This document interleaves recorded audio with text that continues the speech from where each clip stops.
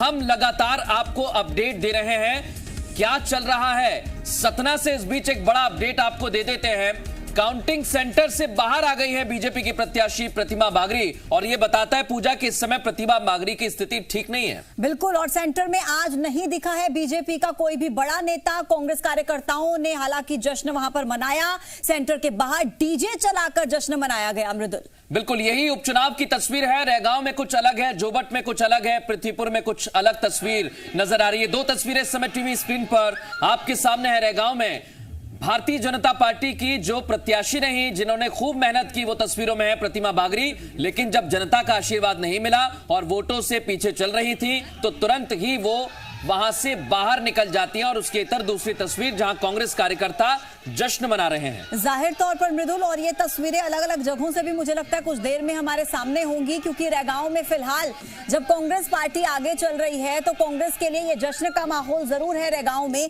लेकिन उसी के साथ साथ बड़ी चिंता का विषय बीजेपी के लिए इसलिए है क्योंकि रैगांव कहीं ना कहीं बीजेपी का गढ़ मानी जाती रही है, बीजेपी का दबदबा यहां पर रहा है।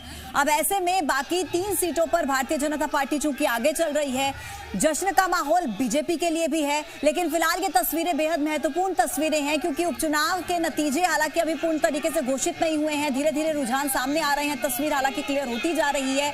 लेकिन अभी तक के रुझानों के मुताबिक भारतीय जनता पार्टी 3 सीटों पर बढ़त बनाए हुए है, जो कि वाकई भारतीय जनता पार्टी के लिए खुशी का माहौल है। बिल्कुल, और रैगांव ये वो सीट है जहां पर कभी कांग्रेस को जीत मिली है तो कभी भारतीय जनता पार्टी ने यहां से जीत हासिल की है। लेकिन पिछले कुछ चुनावों के आंकड़े देखेंगे तो यहां पर भारतीय जनता पार्टी का जीत का प्रतिशत 100% में से अगर देखेंगे तो 70% रहा है। लेकिन अगर ये हार भारतीय जनता पार्टी को मिलती है तो फिर रैगांव का जो इतिहास होगा वो 50-50 हो जाएगा। कांग्रेस यहां से बढ़त बनाएगी और अगर कांग्रेस यहां से बढ़त बनाती है तो फिर विंध्य के क्षेत्र में सियासत किस तरह से आगे बढ़ेगी वो भी देखना होगा।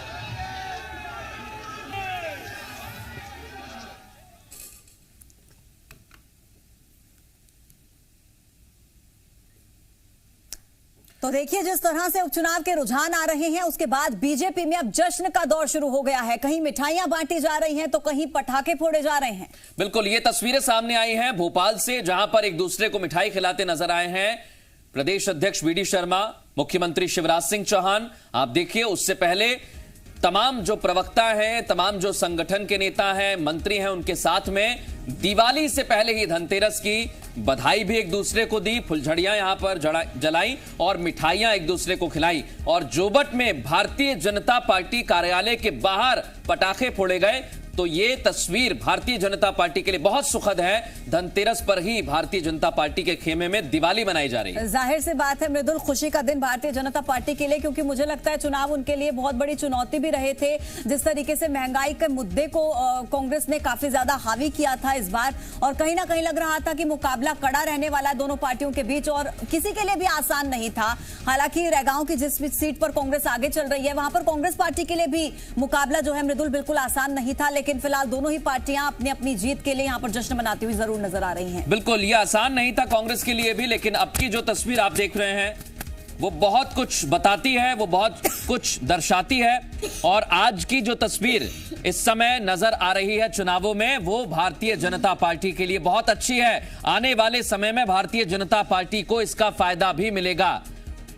उपचुनाव में बीजेपी ने जंग जीत ली है और जैसे जैसे सूरज चढ़ा वैसे वैसे भारतीय जनता पार्टी का जीत का अंतर भी बढ़ता जा रहा है। जो सबसे बड़ी खबर मृदुल इस बीच सामने आ रही है, एक सीट का रिजल्ट अनाउंस हो चुका है। कांग्रेस के महेश पटेल को हार का सामना करना पड़ा है, सुलोचना रावत जीत गई हैं। तो बीजेपी ने उपचुनावों में जंग जीत ली है। एक सीट पर नतीजे सामने आ चुके हैं, सुलोचना रावत इस वक्त जीत चुकी हैं।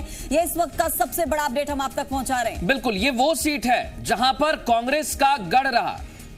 कांग्रेस ने जीत दर्ज की और हमेशा यहां से जीतती आई और इस बार भी कांग्रेस को यह विश्वास था कि यहां से जीत मिलेगी। लेकिन भारतीय जनता पार्टी की रणनीति काम कर गई। सुलोचना रावत को अपने खेमे में लाना और फिर चुनाव लड़ाना, मुख्यमंत्री का रात रुकना, किसानों के साथ संवाद करना, आदिवासियों के बीच पहुंचना, यह वो रणनीति का हिस्सा रहा जो इस समय टीवी स्क्रीन पर खबर चल रही है। 5000 वोटों से भारतीय जनता पार्टी ने जीत दर्ज की है और अंतर भले ही 5000 का हो, लेकिन यह अंतर आने वाले चुनावों में बीजेपी के लिए एक नई पृष्ठभूमि यहां से लिखेगा, खासकर आदिवासियों की राजनीति को लेकर। कुलदीप हमारे सहयोगी हमारे साथ जुड़े हुए हैं। कुलदीप, मैं आपके पास आ रहा हूं। यहां से अब एक नया अध्याय शुरू होगा भारतीय जनता पार्टी के लिए भी, और कांग्रेस के लिए अब मंथन का दौर शुरू हो चुका होगा। देखिए, ये बहुत महत्वपूर्ण चीज है कि जोबट एक ऐसी सीट है जिससे कांग्रेस ने अभी तक 11 बार यहां से जीता है। बीजेपी सिर्फ 2 बार यहां पर अपना परचम लहराने में कामयाब हुई है। ऐसी स्थिति में आज वापस बीजेपी ने इस सीट पर कब्जा किया है। पिछला चुनाव जो कांग्रेस ने था वो 2000 के लगभग वोटों से जीता था, और आज वापस बीजेपी ने अपने तमाम रणनीति को लागू करते हुए यहां से जो जीत है वो 5000 से अधिक वोटों से दर्ज करी है।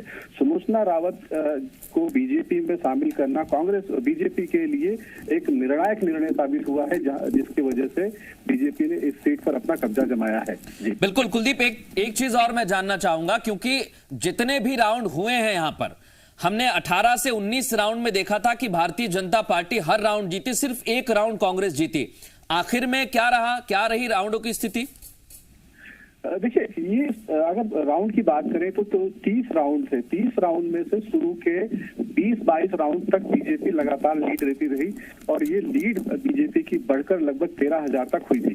उसके बाद जब जोबट जो इलाका है, जोबट जो जनपद का इलाका है, वहां पर जब उस इलाके की जो मतपेटियां खुलना शुरू हुई तो वहां से कांग्रेस ने अपना बढ़त बनाना शुरू करी, और 22 राउंड के बाद से कांग्रेस लगातार उसमें अपनी बढ़त बनाए हुए थी, और फाइनल जो 30 राउंड की स्थिति हुई तो ये जो बीजेपी की लीड थी 13,000 वोटों के आसपास की, वो घटकर 5,000 के आसपास आ गई।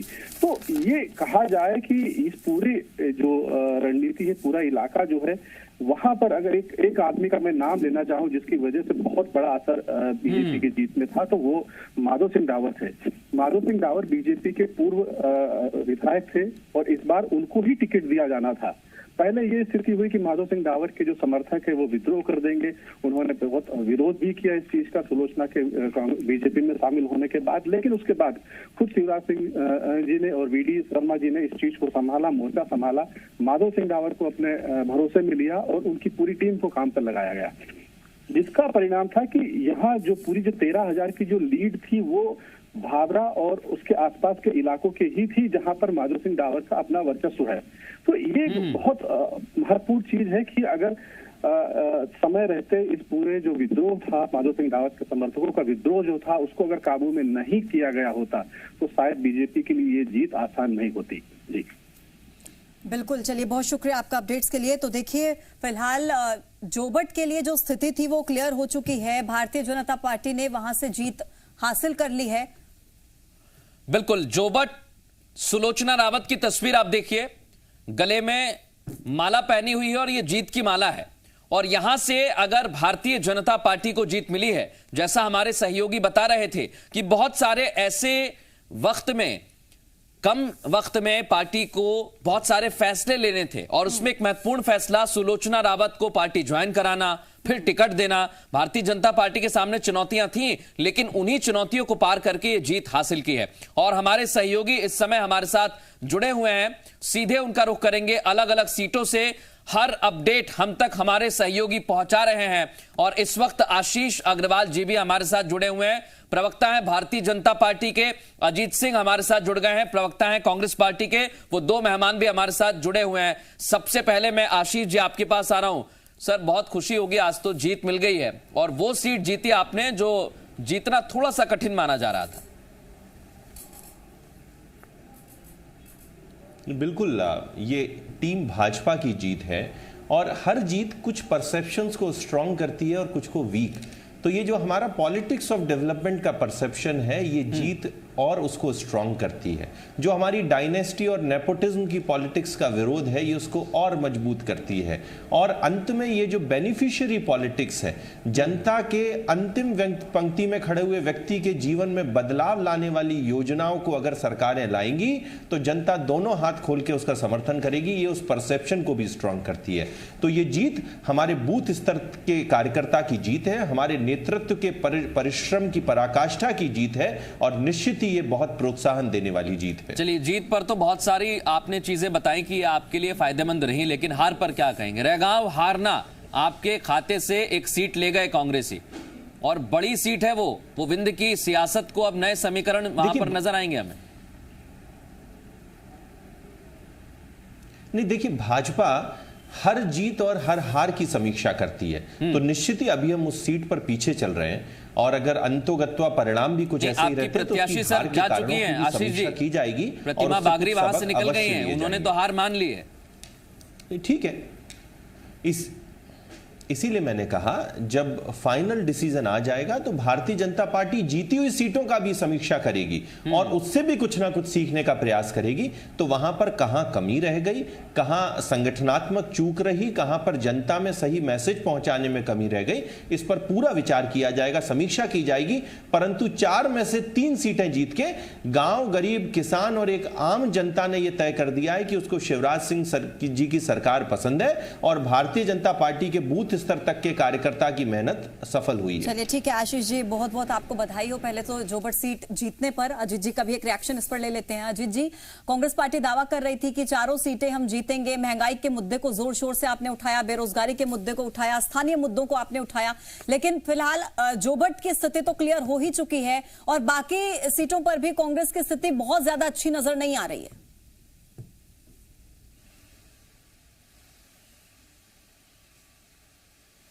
देखिए पूजा जी, मैं आग्रह करूंगा, आप देखेंगे, मैं आशीष जी बोल रहे हैं टीम भाजपा की जीत है। टीम भाजपा की कहां से जीत है? आप देखिए, टीम भाजपा की मेंबर थी रेगांव में, वो चुनाव हार चुकी है। ये तो आयातित लोग थे। सुलोचना रावत जी का परिवार, जिसे कांग्रेस ने पाला पोसा बड़ा किया, उस क्षेत्र में कांग्रेस के सहारे इतना बड़ा व्यक्तित्व बना उस परिवार का, उस परिवार की बेटी की जीत है। आप शिशुपाल यादव को लेके आ रहे हैं समाजवादी पार्टी से, बात दूसरी पार्टी से आयातित की जीत है। अजीत जी, मैं तो भारतीय जनता पार्टी और शिवराज सिंह जी की जो 15 वर्ष से इस प्रदेश के मुख्यमंत्री हैं, एक छोटा सवाल है, फिर हमारे सहयोगियों के पास हम जाएंगे। मध्य प्रदेश में राकेश हमारे सरकार में हमारे साथ जुड़ गए, तब उसकी योजनाएं और प्रशासनिक क्षमता, और संजय हमारे सहयोगी रैगांव से जुड़ गए। अजीत जी, मैं आऊंगा आपके पास, वापस लौट रहा हूं, एक सवाल भी करूंगा। रैगांव से हमें अपडेट दे रहे हैं, वहां से प्रतिमा बागरी चली गई है। संजय, हार स्वीकार कर ली उन्होंने? भारतीय जनता पार्टी की जो प्रत्याशी हैं प्रतिमा बागरी, यहाँ से मतगणना केंद्र छोड़कर यहाँ से जा चुकी है। उन्होंने बाहर खड़े लोगों को आभार भी प्रकट कर दिया और गाड़ी में बैठकर अपने चले गए हैं। सभी लोगों को धन्यवाद दिया अपने सहयोग के लिए, कि उन्होंने कहा कि सभी लोग का जो सहयोग किया उनका सभी का धन्यवाद है। इस तरह से एक हिसाब से उन्होंने पूरी मतगणना होने के पहले ही मतगणना केंद्र छोड़कर यहाँ से चले गई हैं। आपको बता दूंगा कि 16 चक्रों की यहाँ पे मतगणना हो चुकी है, जिसमें करीब 7.5 ज्यादा से कांग्रेस प्रत्याशी अभी आगे चल रहे हैं। मतगणना के परिणाम आ गए हैं। बिल्कुल, और आप ऐलान सुनिए, मैं आपके पास लौट रहा हूं। संजय, राकेश हमारे सहयोगी बने हुए हमारे साथ, खंडवा का अपडेट हम तक पहुंचा रहे हैं। राकेश, हम देख रहे थे कि खंडवा पर अच्छे खासे मार्जिन से बीजेपी जीत की बढ़त बनाए हुए थी, बढ़त की तरफ अग्रसर थी, लेकिन धीरे धीरे जैसे हमने देखा तो ये मार्जिन थोड़ा थोड़ा कम होता गया। ताजा अपडेट क्या है, अभी कितने मार्जिन से बीजेपी आगे चल रही है वहां पर? जी, अभी जो है खंडवा उपचुनाव में जो है बीजेपी की जो बढ़त जो बनी हुई थी, लगातार 70,000 के करीब बढ़ गई थी ये लीड। जो अभी कुछ रुझान जो आए हैं उससे जो है ये लीड जो घटकर जो है 35,000 के करीब पहुंच गई है। और ये देखा जा रहा है कि लगातार जो काउंटिंग हो रही है उसमें अलग अलग विधानसभाएं जो इससे जुड़ी हुई है, वहां पर जो है अपडेट आ रहा है, उसमें कहीं ना कहीं कांग्रेस बीजेपी दोनों के जो है काउंटिंग में अब जो है बराबरी चल रही है।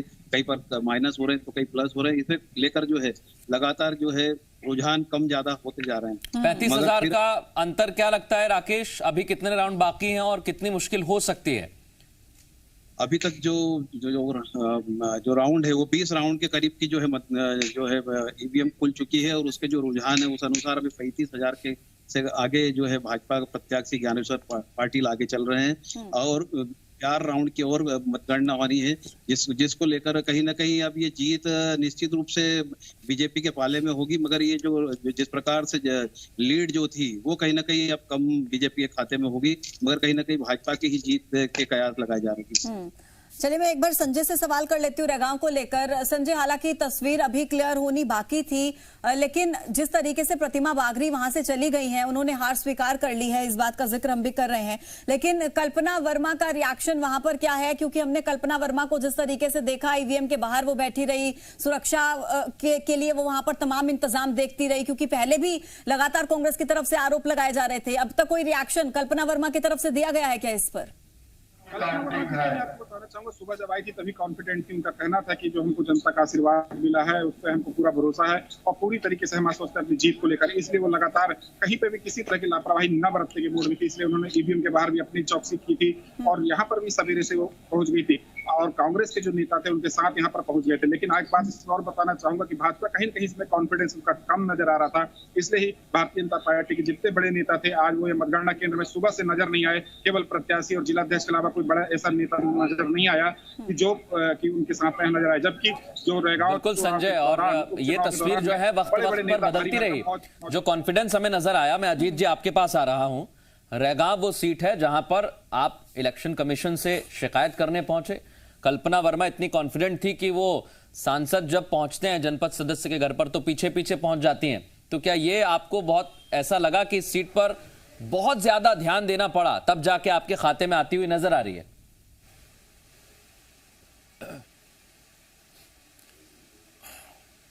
अजीत जी, मृदुल जी, मैं कहिए। कांग्रेस पार्टी ने चारों सीटों पर बहुत ज्यादा ध्यान दिया और सजग रहना पड़ता है पार्टी को जब विपक्ष में रहती हो। सत्ताधारी पार्टी ऐसी हो जो भारतीय जनता पार्टी जैसी हो, जिसने लोकतंत्र की हत्या और चुनाव में नीचे गिरने के सारे मापदंडों को पार कर दिया हो पिछले कुछ सालों से। तो निश्चित रूप से सजग रहना पड़ता है। और जहां रैगांव के संदर्भ की बात कर रहे हैं तो मुझे कहने में कोई संकोच नहीं है कि आदरणीय कमलनाथ जी के नेतृत्व में जिस तरीके से अजय सिंह राहुल ने एक एक गांव में जाके सभा की, डोर टू डोर रात को 10-10, 11-11 बजे तक कैंपेनिंग की, उसका परिणाम आज रैगांव विधानसभा का कांग्रेस के पक्ष में जाता हुआ परिणाम। लेकिन अजीत जी, कांग्रेस कार्यकर्ताओं की जीत है और निश्चित रूप से रैगांव की जीत मध्य प्रदेश में और बड़े निर्णय जो आपने लिए पृथ्वीपुर में और जोबट में, सर, वो बहुत मायने रखता है, क्योंकि ये दो ऐसी सीट थी जो आप निरंतर जीतते रहे हैं और यहां पर हार ये बताती है कि अब कांग्रेस को मंथन करना पड़ेगा। अगर आपके हाथ से प्रत्याशी जा रहा है तो ये दिक्कत आपकी है।